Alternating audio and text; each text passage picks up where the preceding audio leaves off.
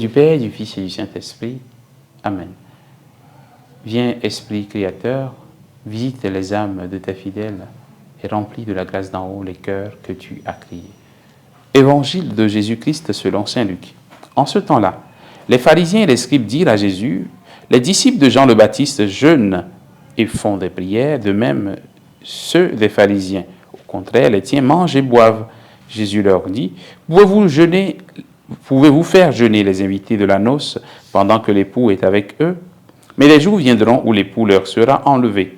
Alors, en ces jours-là, ils jeûneront. » Il leur dit aussi en parabole, « Personne ne déchire un morceau à un vêtement neuf pour le coudre sur un vieux vêtement.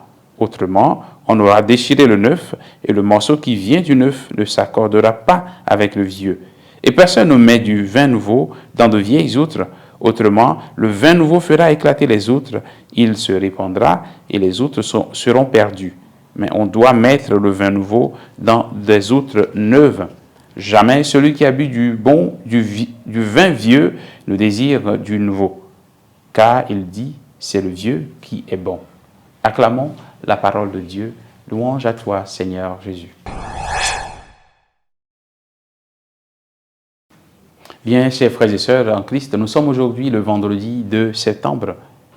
Des pharisiens et scribes viennent reprocher à Jésus le fait que ses disciples ne respectent pas la tradition des anciens. Ils ne jeûnent pas comme il se doit, etc.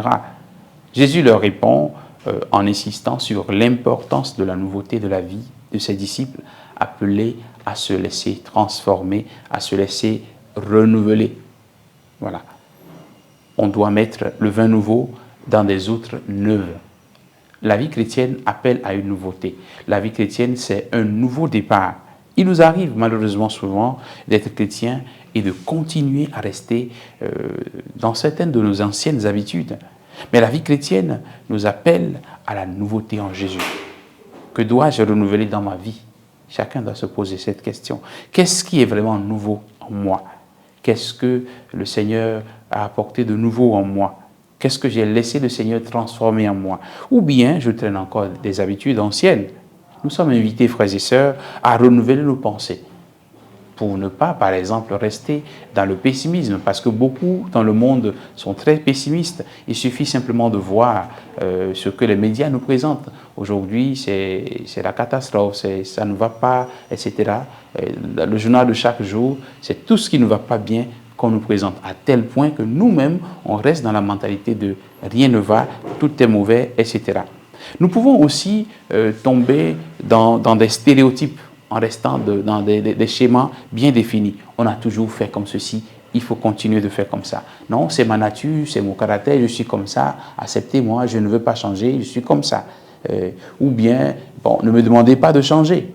Voilà. On peut rester un peu carré. Le Seigneur nous invite à avancer, à aller au large, il nous invite à la nouveauté de notre vie.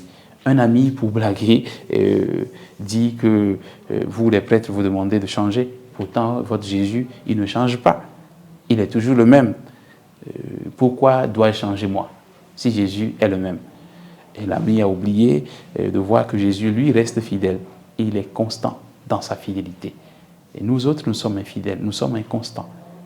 Et nous avons des moments de fidélité, nous avons beaucoup de moments d'infidélité, etc. Donc, pour cela, nous avons besoin de changer pour rester constamment dans la fidélité. Nous avons donc besoin de changer pour devenir fidèles au Seigneur et rester proches de lui. Demandons au cours de cette journée cette grâce afin que sa miséricorde nous accompagne pour que de l'intérieur, dans notre cœur, dans nos pensées, dans notre façon d'être avec les gens, dans notre façon de faire les choses, nous puissions laisser le Seigneur nous renouveler de l'intérieur. Qu'il nous bénisse et qu'il nous garde dans sa paix, au nom du Père et du Fils et du Saint-Esprit. Amen.